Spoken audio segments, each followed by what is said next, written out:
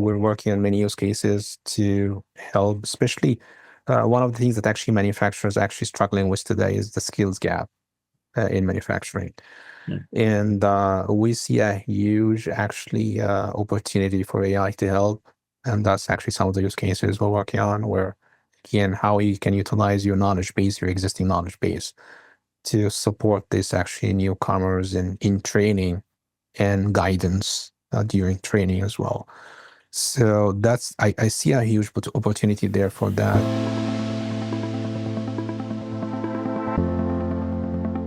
All right, we've got a really great episode today, don't we, Jennifer? Ehab is a pleasure to talk to you. It's such a wealth of experience.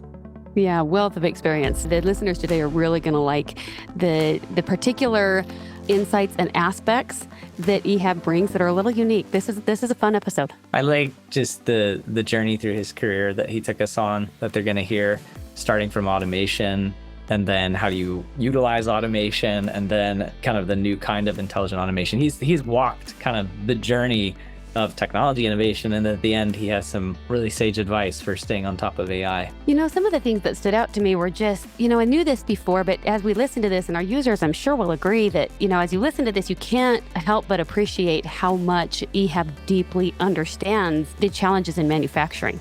And how, from organizational infrastructure to assets and just, all of those pieces and business cases. Really, to me, he's a master in understanding how digital transformation is an enabler for, cultural and operational change in an organization. He deeply understands it. It's exciting. Yeah, he's a digital leader. He's thoughtful. He speaks clearly. All right, let's not hold people back. Let's get into the episode. All right, let's do it. All right, today we're thrilled to welcome Ehab Beshay, a leader in engineering and digital transformation across electronics manufacturing, aerospace, and automotive. Ehab has worked in various regions around the world. He's managed large-scale automation projects. He's integrated AI and advanced analytics to optimize manufacturing processes. More than 20 years of experience in total. He's currently the director of smart manufacturing at Cognizant and has held leadership roles at companies like Honeywell and Harman International before that. Ehab, so good to have you here. Welcome to the podcast. Thank you, Andrew. My pleasure. Glad to be here. So I want to start earlier in your career, Ehab. Technology moves really fast, and it wasn't that long ago, but you were starting out, I think, project management and automation. I guess take us to the beginning of your career in engineering. What were the challenges you were facing then? Maybe you could share a story from those days. So early in my career, actually, when I started as a process manufacturing engineer. That was at the time, actually, that's again after mechanical engineering school. There was really no automation in school. So my first interaction was actually in my first job. And I remember my introduction to PLC and electronics manufacturing. It was very, very wild at the time because I recall the chip shooter, Fuji CP6, that was an interesting machine to see at the time. So getting into automation and getting into electronic manufacturing was actually very interesting at the time. And learning about PLC and automation at the time, that was automation because really PLC and automation and controls was something new to me. And I was very, very interested to learn more about that. From there, electronics just really advanced so quickly. And actually how the equipment, when it comes to specifically SMT, how the advancement actually went from chip shooter, Fuji, and the different generations and how fast equipment that we're getting were amazing. So I remember some stories, again, just learning about the initial equipments when I started. It was interesting. It looked very complex equipment, but because it was very interesting at the time and I really enjoyed that, I was able to pick up that quick. When I actually also started working on the automation side, like working on equipment, and my first project was replacing the control of stencil washer cleaning machine at the time. So that was my first introduction to controls and PLC, and I had to learn that on the fly and be able to replace that and build the control system for it. So that was a very interesting project. And from there, actually, it took off from there, just getting into automation and controls and SCADA. And that's basically how I got into build knowledge and get into from initial jobs that I started and getting into Harman and led multiple roles actually again like in manufacturing automation. So you described the Fuji chip shooter and the stencil washer. So you were focused on kind of the front end, the PCBA circuit board side, but then also learning PLC control logic from the beginning. Correct. That's how it started. It's just again, I didn't specifically intended to get into the automation side. Yeah. And it's just how things started. It's just found myself in electronics and working with very complex equipment, and all the equipments have really advanced electronics and controls, and that's how it started. It's fascinating. So it's interesting. I know that Ehab, we've known each other for a little while as well. I know that you have a ton of experience working in factories all over the world. In fact, when I first met you, it was in a factory. You were working there where we had a deployment based in Germany. And so I know that you've got lots of years of experience working in other countries around. Tell me, let's talk a little bit more. I want to hear a little more about your experience leading complex engineering projects in different cultures and how you adapt to that, and how did working across, multiple regions throughout the course of your career, how has that shaped your approach to manufacturing and engineering? Actually, I will give a couple of examples because probably my first example working, getting an expat assignments in Mexico. I spent 2 years in Mexico after with Harman International. That was actually, again, a very critical project to actually start a new site for electronics manufacturing. That actually would have been the first electronic sites for Harman in Mexico. It was really under a tight timeline to start. What I learned is just the fact that at the time, again, I understand cultures are different. There's differences. But you wouldn't know some of the subtle differences actually makes a difference. But you wouldn't pick on that until you're actually in it and trying. When you have a timeline, I think we had maybe 3-4 months to get everything up and running that quick. But having to hire engineers, hire contractors first to get the site going and the equipment installed and everything, I had to learn that maybe I have to be very, very specific on what the ask is to make sure that there are clear communication. One of the things that I actually also found that when I ask, okay, when something will get done, it's typically okay, we'll get it done tomorrow. That's when installing the equipment, working with contractors. But tomorrow doesn't necessarily mean it's tomorrow.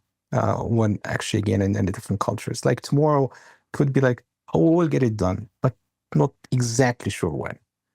To me, when I have a timeline, next day, okay, wasn't this supposed to be done today? So I had to change course. Okay, I remember sometimes okay, tomorrow, what time? So I was like, when I ask what time, at that point, there's clear communication and people, oh, what time? So I'll be here at that time to make sure this is done. And from that point on, I just tried to I understood how to move forward. But it was frustrating at the beginning for me because I just didn't know. Things getting behind and everything.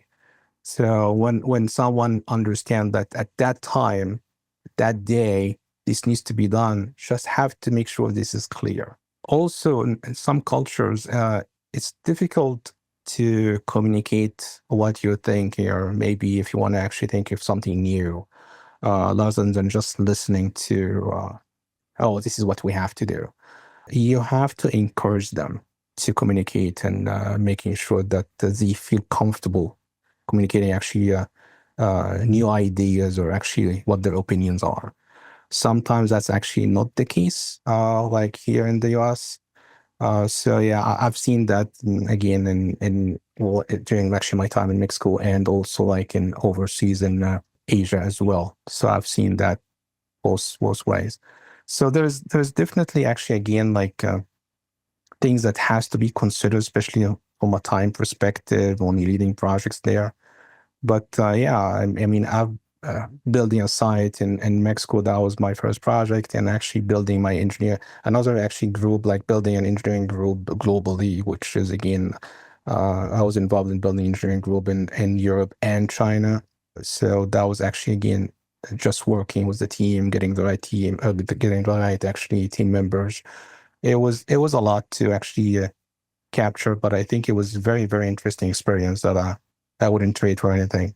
That's fantastic, Andrew. I just want to share one thing real quick. It's funny as you were talking about how, maybe tomorrow, but not. It's funny. I have to laugh about this. The old saying, like, if mom and dad says it's tomorrow, we'll talk about it tomorrow. It's not tomorrow. It's not going to happen, right? This depends on the culture, right? The answer is always tomorrow. Everything, all that Yeah. question, no, it hasn't tomorrow. Yeah, it's fascinating though, as you were talking about the different cultures and being able to really understand the way that they different cultures lean into adopting change, and whether or not they want whether they're resistant or embracing to it. Sometimes that's cultural, sometimes it's regional. There's a million different cultural aspects to that. We know that. It's just also interesting as we think about this, and I know that Andrew probably has this on his mind as well. Are there certain aspects of the factory where people are more open to adopting change? Are there areas where technology, shows higher promise earlier and people are eager to adopt it there and resistant in some other areas? Change is difficult, I guess, in every area. I don't think there's one area that's easier than other because most people are not comfortable with change. However, I do see actually when there's some level of automation in an area, it's easier to adapt change because they are used to some level of automation. That's basically what I've seen mainly, but when you're making other changes in other area where the fully manual, they're not used to actually any automation, it just gets much harder. Yeah, that's a good point. You have areas of the factory that are more automated. They're kind of on a change journey already. And so maybe the new pieces remind them of what they've done. That kind of brings me, I love the conversation about culture and language. And yeah, maybe later we should chat about, AI and how it can actually speak all these languages and maybe translate in new ways too. We never thought about that as part of the technology, but I kind of wanted to talk to you about the test area of the factory. So you talked about SMT and you talked about automation.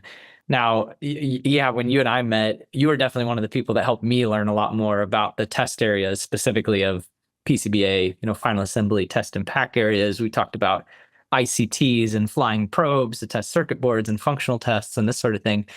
And I guess it strikes me that a test, because that's the nature of it, like testing the product, has been interested in things like predictive analytics, perhaps earlier than others. Like predictive maintenance is this cool idea, but test in a way is like, measuring failure, predicting failure from early on.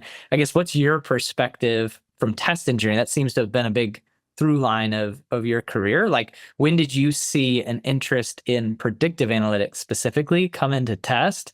Why did that come in, and how have you seen that evolve? Yeah, test is very important piece in electronics manufacturing. Probably the most important part of this because it does have the most spending when it comes to capital spending on testers. I mean, besides SMT, obviously, SMT is another heavy spend. So there was always an interest to understand where you can improve. I think the difficulty or the challenge was how. That was, again, I don't think there was actually enough tools available to help to get to that point yet. I think we're making really strides now in terms of advanced analytics and AI and still getting into test, but I know there's a lot of electronics manufacturing today struggling with that. So although the technology is actually advanced so much, but there are actually still, it's how to get there is not clear yet for some manufacturers, and probably most manufacturers, I would say. So the interest was there all the time. It's just the fact that, hey, how can I reduce my spending? How can I actually get more out of my equipment? What's my top failures? What's causing my first pass yield to be actually down? How can I bring it up? So all of these analytics and trying to get the data, display the data, visualize it, analyze it, it's been always a thing that interest in, and again, work through to make sure, again, most of the engineers, hey, how can I improve yield?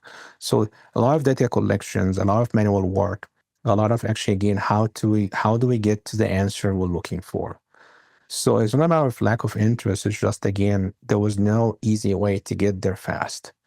I think with the technology today, and especially with AI and advanced analytics we're seeing now, there's a lot of tools. It's just getting that into a solution, yeah, that actually will help out of the box. That's what the difficulty is. And I know you guys actually in Arch, I mean, you have a lot going on there, and you're building actually good solutions for that. But again, most manufacturers still actually struggling with this. Yeah, this might be a part I'll try to bring AI in just for a bit here. All right, so ChatGPT, we're here with Ehab Beshay, expert in manufacturing, and he's just talked about how with test machines in the factory, people are interested in understanding, what are the top defects, what's going on with first pass yield. What are maybe 3 to 5 of the other top things that AI can bring for test areas of the factory? Great question. When we think about how AI can enhance test engineering, here are a few areas where it can really make an impact. 1. Predictive maintenance. AI can analyze equipment data and predict when machines are likely to fail or require maintenance. This helps avoid downtime during crucial testing phases and ensures that everything runs smoothly. 2. Anomaly detection. AI can quickly spot patterns in data that humans might miss, identifying defects or issues in real time. This allows test engineers to respond faster and improve first pass yields. 3. Automated test optimization. AI can optimize test sequences and parameters based on previous test results, cutting down unnecessary steps, reducing cycle time, and improving overall efficiency. Yeah, some interesting ones. Predictive maintenance at first you don't think about in terms of test, but maybe that one in terms of like ICTs and pen failures or cards. Is that something that you see is possibly interesting? And then maybe you could comment on the third one as well. It was just finishing which was like shortening test time, like automation or changing how long you're actually testing based on data.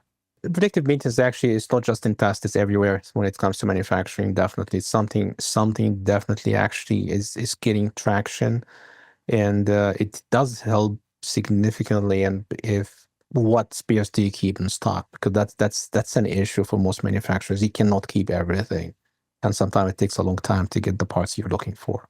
So it's good to know ahead of time and plan for it. Test pins, I see actually that could be very beneficial. However, I also see some challenges with that, because pins specifically could be, again, things happens that sometimes just out of the blue, it's not planned for, or maybe it's not specifically time based, or you cannot get a signature, I would say, for it. But I do see a lot of actually benefit if we can get to that point, and I think there's a lot of work in that as well. So that's a good one. Second one was anomaly detection. This one is actually, I think, is crucial. It's just when you talk about anomaly detection, I see it in inspection, maybe for visual inspection specifically as well, when it comes to anomaly detection. When it comes to other testing, it could be finding anomalies actually in test data to give some insights on a shift or something in the product. But again, there is more work needs to be done in this area. I know everything, actually, most of these use cases, it really involves and really kind of depends on data and how much data available to build these use cases. So it's really important to make sure that you have the correct data available to be able to train and build these use cases. But definitely, I think it's actually a crucial use case for test. What was the last one? The last one that I mentioned was reducing test time. I think it's like automated test optimization, like changing how long you're actually testing, reducing cycle times based on data. I could see this actually, again, like this is something I was always thinking about long time ago, is like what I would call selective testing. Yeah. So I could see this ties into that, where actually, again, based on prediction, maybe certain product or certain boards coming down the line, I need to spend more time testing than others. Yep. So I could see this ties into that, and I think it's a good use case. One of the things actually I see with AI, not just in tests, is like there's so many users, and we're just scratching the surface. Yep. But it's definitely, I really like the use cases that ChatGPT recommended, for sure. AI is doing okay recommending AI. Yes, definitely. Okay, before we get to that, though, I want to get there, but I think there's a step that I want to make sure we talk about before that. So I'm never unhappy when I hear you talking about the importance of data and root causing and predictive analytics. That's what gets us out of bed in the morning. So super excited to talk about that. But before we get very far down that, I want to go back a little bit and talk about where did we really start to get traction? As we talk about, the evolution of digital transformation. What are some of the earliest examples that you started to see in automated intelligence versus just, mechanical robots, where data-driven decision making that you encountered that helped shape the way that manufacturers are operating right now?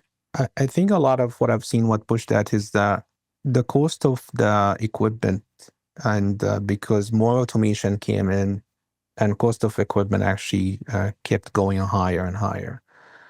And there was a need to try to get the most out of this automated equipment that actually takes a lot of investment. That's what actually again started this, let's just start again how we can digitize some of the processes to get more information so we can understand more about these assets and how we can get more out of it. That's basically how I see actually where that transition came around. And starting just again looking at the assets and trying to get the most out of it that's when I actually saw some of the transitions and more digitization and digital transformation going. On the process side, I've seen it again where implementing, if you don't have an MES system and trying to put an MES system, that was the initial perhaps process changes going to digital. Mhm. And I remember older MES systems is not by any means what it is today. So it was very difficult having to build the process within the system, having to find ways to make sure the system that you're putting in doesn't impact your process or slow down your process, because there will be some impact. So the systems were not as flexible as what the systems are today. And so there was actually, again, that was progress. It's just MES system and how that progressed to an IoT platform and what the merge between an existing SCADA system and the MES system and what we at today. Everything pretty much is, again, getting that IoT platform and UNS and the architecture and making sure that there's a connection between all the systems and end-to-end integration within manufacturing. So yeah, that's how I saw actually the progress going toward digital transformation. No, I like that. I think you described the pivot point was like you started your career in automation and there were more of these physical machines doing mechanical automation. And then it was, I need to get more out of these machines. So utilization of those automation assets to make sure they were used as best as possible because they were powerful and expensive.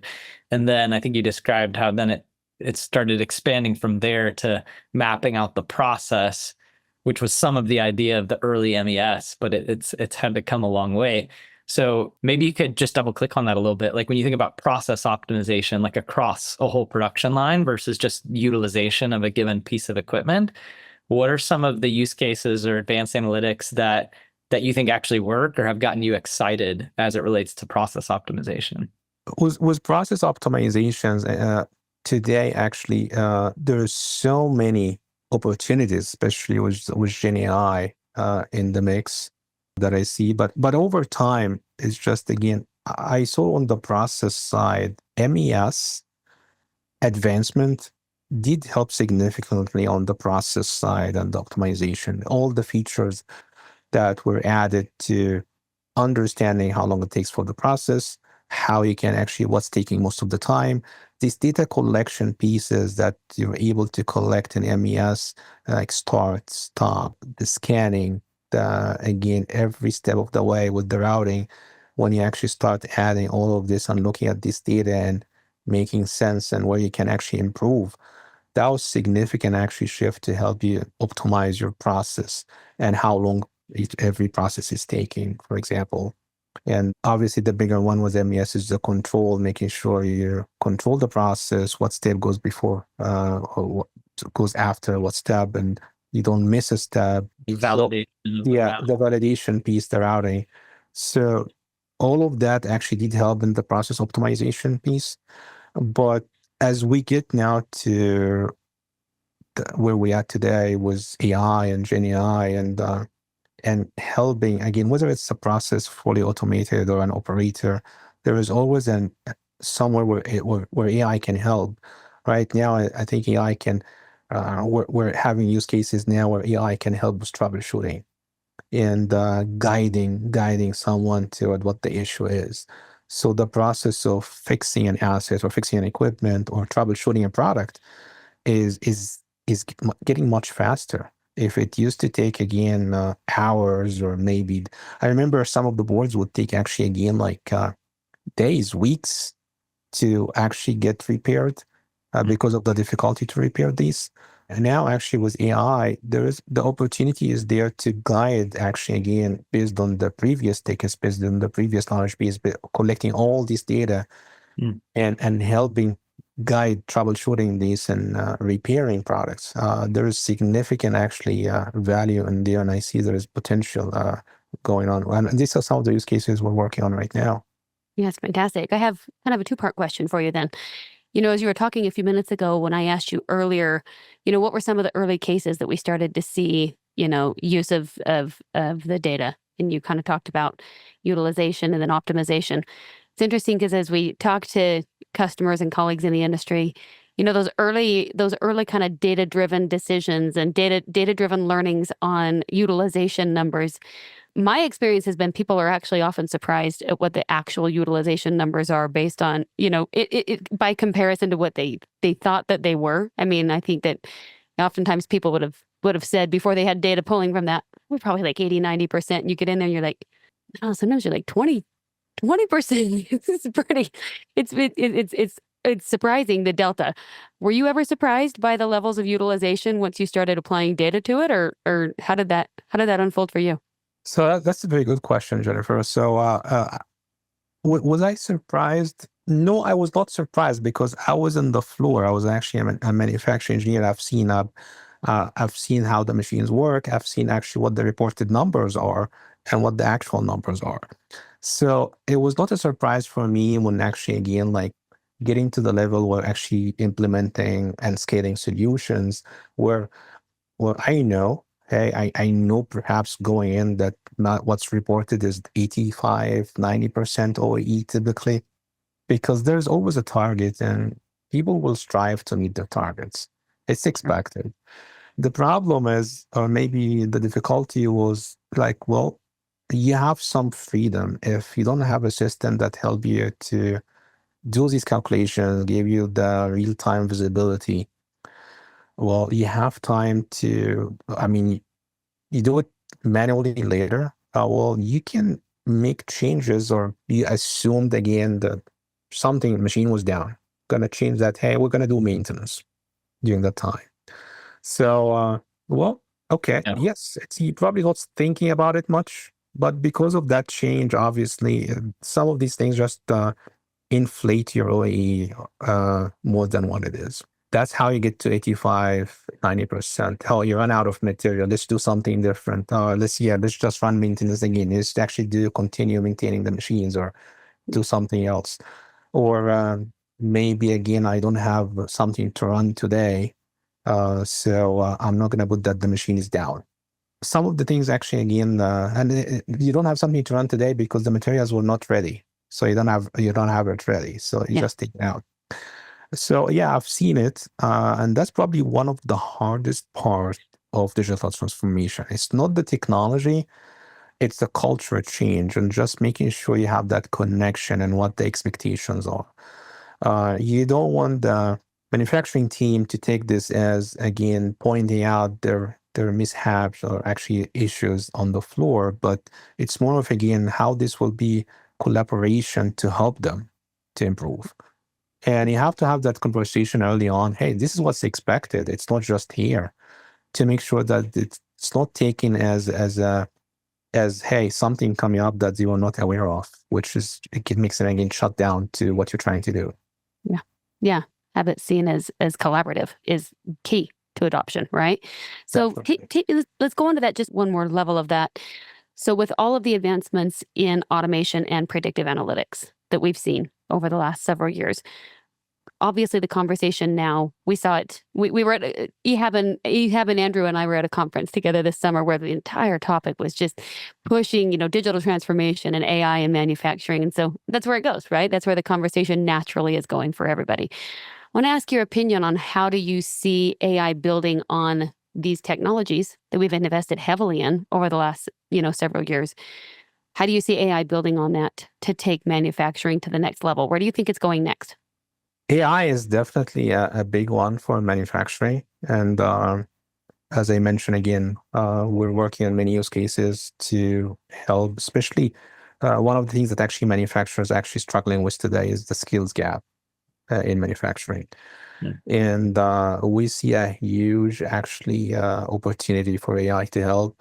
And that's actually some of the use cases we're working on where, again, how you can utilize your knowledge base, your existing knowledge base to support this actually newcomers in training and guidance during training as well.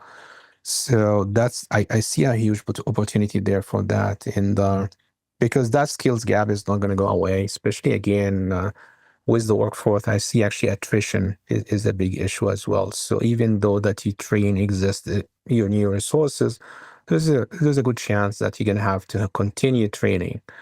I think AI will help significantly in that. I think the fact that that AI is going to be huge in development in new software and new features so I see a lot of solutions going to be coming to the market much faster based on market need. For manufacturing, and that's all because of the help of AI. And we spoke about predictive analytics, and that's what it is for test or manufacturing in general. So that's a lot of use cases going in that aspect as well. So I see it in the knowledge base, like what I just mentioned, and again just guidance and code development. I think this is actually the top three that I'm seeing right now. In manufacturing. Yeah, and absolutely. Combining that with robotics, that's going to be a huge one. I'm expecting significant advancement because it's going to have a huge impact on automation in general. The way we look into automation will change with AI because having to have modular automations, humanoids actually expanding and it's coming to the market and is going to but it's not just humanoids, but the fact that I would say autonomous robotics, different sizes and different shape. It used to be actually just on the AGVs and AMRs, but I'm expecting that's going to expand to other areas in automation, which is going to provide what I would call it modular automation. So rather than having to automate a whole new line and spend millions and $50 million on a line to automate, huge line is going to probably take like 2 years to get done. This actually advancement is going to say, okay, lean automation or modular automation, where it's going to come in and automate piece by piece, or where you need it today and you don't need it tomorrow, you can actually make that change. Automation becoming more modular and the turnover rate you were saying. Yeah, I was thinking about asking AI that question as well. AI, so we're talking about the turnover rates in manufacturing. What are they now in the US? What's the average tenure of operators in manufacturing, and how does it compare to what it was in the past? And is that increasing the need to capture and use tacit knowledge?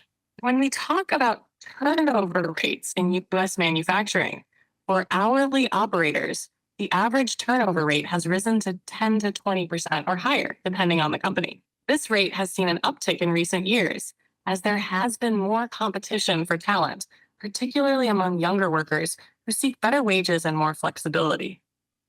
On the other hand, for salaried manufacturing engineers, turnover rates tend to be lower, typically between 5 to 10%. So a little lower turnover rate.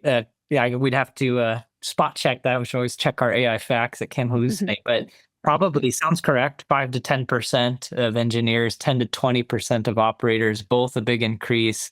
And especially your frontline workers, but then your technicians and engineers behind them leaving more often to other jobs. And so that's what you were saying. You have like the attrition.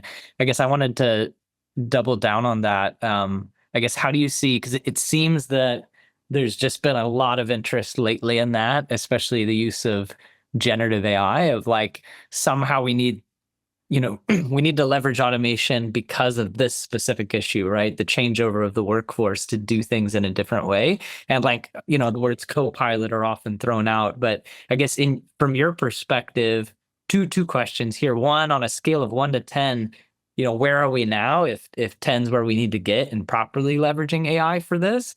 And then, how are some of the ways you see this specifically start being done well to try to capture knowledge and give guidance? Like, do you see bright spots where it's starting to be done well? Yeah. So as far as where we at now, scale 1 to 10, are you asking where we at again in terms of understanding the problem and we're trying to work on it? Because on the implementation, there's significantly on the low side because I don't see that implemented significantly yet. So I would say on the implementation side, we're maybe at 2, if that, but at least it's getting traction. So there is, again, people are working on it. People are actually trying to make use of that. But as I mentioned also before, it comes down to availability of the data. It's a big part of this, and probably the biggest issue or the biggest difficulty here. So again, that's the whole thing. A big part of the digital transformation is just getting to that data part and making sure you have the data. I think actually the bright spots too is like the manufacturers actually understand there is a need. Things are getting more difficult. Assets are getting more expensive. Material getting more expensive. Difficult to find the workforce. The skill gaps. So manufacturers are, again, it's a need. It's not like an option.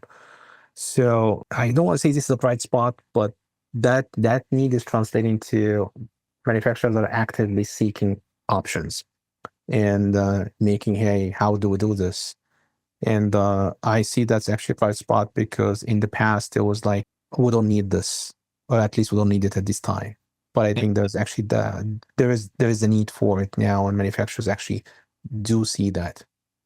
Yeah, no, I hear what you're saying. Yeah, it's a challenge and it's a bad thing what's happening. But I think some of us, you and I, have been talking for a long time, have kind of been predicting this, and so we've been facing headwinds when maybe 5 years ago, 6 years ago especially, it was like, hey, let's invest in structuring the data so that we're going to be able to supply better AI. And it's kind of like, Exactly. why would I do that? And then almost nobody says that these days because unfortunately, the challenges are acute. Yeah, and I actually want to tap in on that. It's funny when I listen to Chat's response, again, we'd want to fact check it, but listening, if it is to be believed, when it's saying that the lower rate of attrition for engineers is slightly lower, but still high, I almost wonder if that's because a lot of the engineers that we've spoken with are actually working a little longer than they would have wanted to because the companies are asking and incentivizing them to stay on longer because they know they can't replace them. They're bringing them back after they have retired at much higher rates. Like it's just, that rate is lower because it kind of has to be. So it's funny. I might actually want to bring Chat in. Let's see if we can bring AI on this one really quick. Hey, Chat, we have a guest, Ehab Beshay, on with us. We asked him a minute ago how he felt we were as an industry on a scale of 1 to 10 in fully realizing AI's potential in manufacturing. And he indicated he feels like we're probably at a 2, although manufacturers are looking for options. So, Chat, what do you see as the key areas that need development for the industry to move closer to a 10? That's a great point to build on. To move from a 2 closer to a 10 in fully realizing AI's potential in manufacturing, there are a few key areas that need more focus. 1, data integration. A lot of manufacturers still use older machines that aren't built to share data easily. Integrating all the machines on the factory floor into one unified system is critical. This will allow AI to analyze data from everywhere, not just parts of the production process. 2, real-time analytics. Manufacturers need to enhance their ability to process data in real time. Right now, many factories analyze data after production, but to get the most out of AI, they need systems that make decisions instantly during production. 3, workforce upskilling. To fully adopt AI, workers need to be trained on how to use these advanced systems. Manufacturers should invest in educating employees so they can work alongside AI, interpreting data, and making strategic decisions based on AI insights. All right, we can keep going. I don't think we need to fact check those. We all agree with those. That was it. Yeah, I mean that's the collective wisdom now, right? Like, Yeah. collect the data, build a unified data model. It was talking about upskilling the workers to be able to really use the AI, but I guess it was you to build a unified data model, actually use AI with a larger set of data to guide workers, and then upskill them to actually participate with it. The last one that she didn't respond about was scalability of AI solutions and making sure that that was Yeah, an integral that part they're of it. actually scalable. We've definitely seen a lot of that, the little pockets of exercises. I think, I don't know, Ehab, if you have perspective on this, I feel in early days, executives would often give a digitization leader just a little pocket almost to play, without always having the full commitment to scale something out, right? Because they knew they needed to not fall behind, but there was often a lot of half commitment in early days, right? Oh, absolutely. And I have to say that's still today. It's just didn't go away yet. To their defense is the infrastructure is a problem because you actually have to worry about that. There's so much changes that has to happen to build your infrastructure to make sure that you allow and build and be able to get data from equipment and get that visibility that you're looking for. In many cases, again, these older assets like ChatGPT mentioned, like it's not just getting the infrastructure in the plant and the IT and the OT conversion and the OT security, which you still have to worry about that because but what about these older assets that's actually not even equipped to provide this data? So one way is to, again, there's no right out of the shelf solution, say for this machine, you need to do this or this to do that, because this is older equipment sometime you don't have a solution for. But it takes time to figure out what sensors, IoT-wise, whether it's going to be wireless sensors, wired sensors, what signals I'm going to be checking for to get what I'm looking for as far as data goes. But it may require also, again, like replacing assets, which is going to be expensive. It's very expensive. So that's typically, again, that's part of the technical debt that you have to consider in part of digital transformation. And that's something, again, that makes digital transformation still actually difficult in many cases, actually.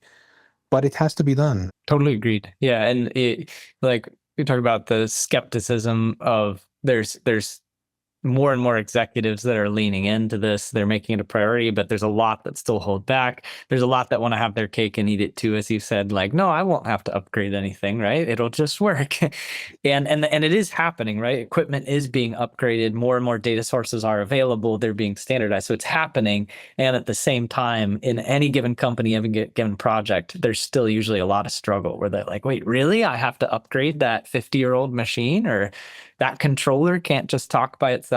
I'm going to have to use some kind of PLC library, Kepware, whatever it is. Really, I need to add a layer. So I wanted to ask you about, let's say you're in a given project and you've done that. You've got your champion, and you formerly too, when you were at Harman and Honeywell, and now you work with a lot of these people at Cognizant, but you were a digital champion, and so you had a project.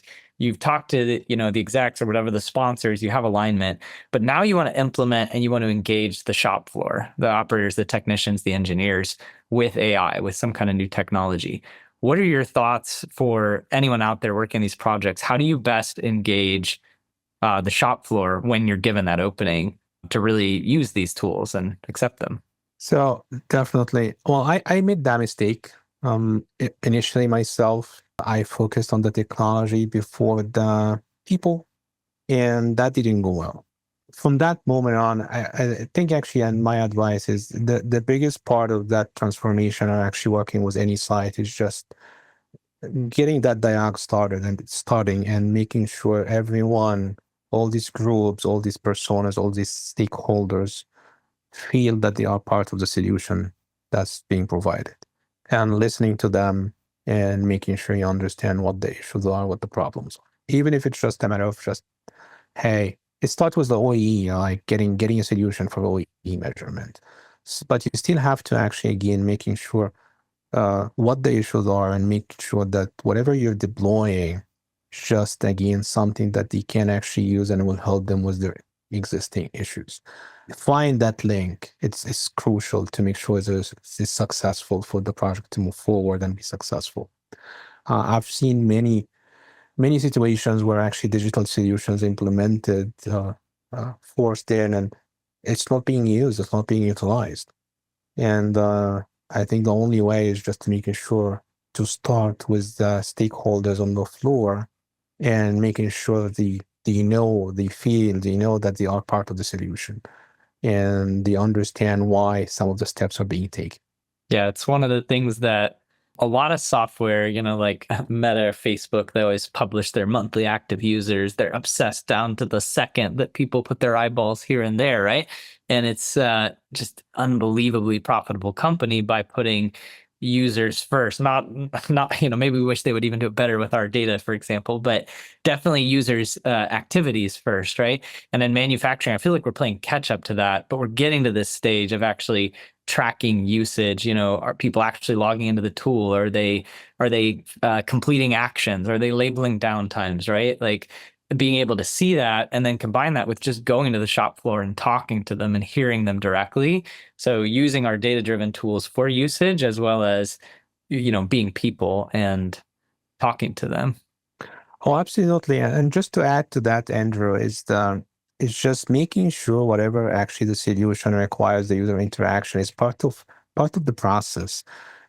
It should not be an extra step as much as possible, obviously. And that's crucial to make sure that's going to be usable. Just adding a step to an operator on the floors, you already have enough, and that's how they look at it. If they're doing this and now you're adding something, another step to them, unless they understand what that benefit, and it has to be something really value to them as a benefit as for what they're doing, it just sometimes you're not going to actually be able to do that, or they will not be interested to do that. And just whatever the solution is, it will just die.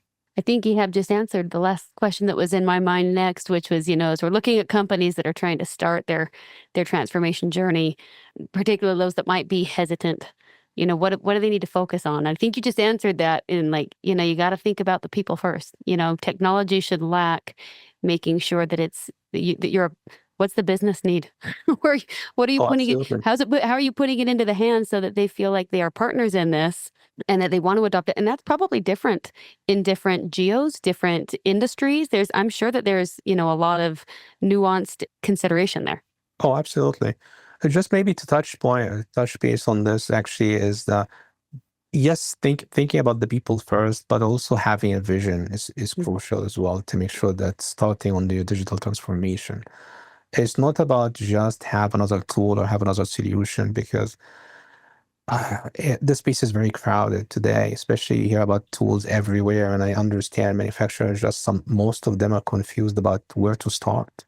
Yeah. I think a big part of this is to make sure, what is that vision? What do I need to do and why? So basically, again, why am I doing this? That's crucial. I think that's the first thing that you need to do. And from there, everything will actually come. It's just starting with the vision, starting with the stakeholders, with the people. That's the biggest part. Very well said. Couldn't agree more. All right, so let's switch to rapid fire questions now, Ehab. Here's the first one for you. Is there a book, movie, or TV series that inspires you when thinking about the future of manufacturing? Yes, one book actually that inspired me before and still now, even though it's not AI or anything, it's Good to Great, Jim Collins. And specifically because actually it's about actually making bold decisions. And specifically, actually, again, I remember the case with Darwin Smith or Kimberly-Clark, where he sold the mills to focus on consumer products.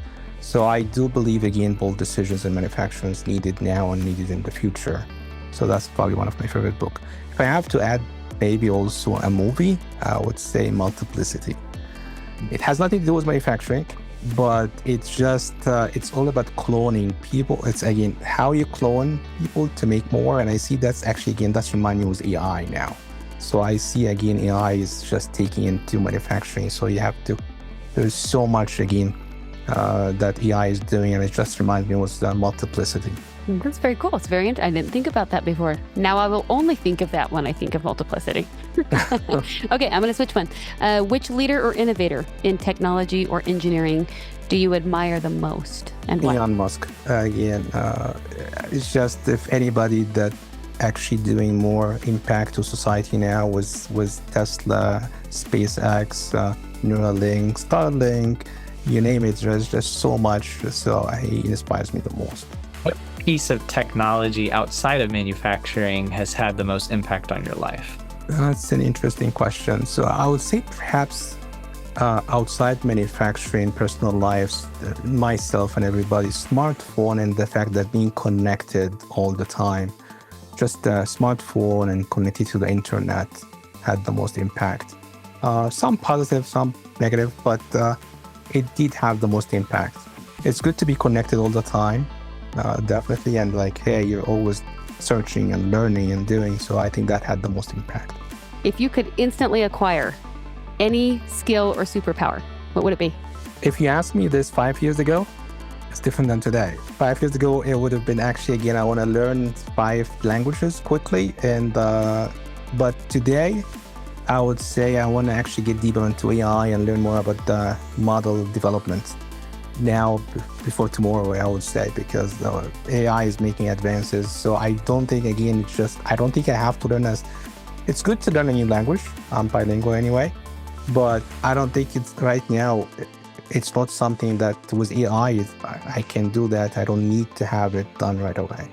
But AI, learning more about AI and specifically actually model development and something actually I would like to get into that more. So in just a few words, Ehab, what advice would you give to young engineers starting out in the field today? I would say, don't be afraid, be bold, try everything. After school, there's just, don't expect you know much because you learn on the job, you learn when you start. And don't take the easy route. Don't actually, if you have to actually select between positions, it's okay to start with a startup over actually a more stable position because you will learn more. So be bold and try and until you see actually what you like the most and where you feel comfortable. But it takes time. Also, just with where we at today with AI, and you need to be actually, again, be constantly actually knowing what's going on and learn as much as you can and continue learning. That was awesome. This was great. Thank you so much for coming on the podcast. It was great to have you. Thank you. Thank you, Andrew. Pleasure being here. Thank you, Jennifer.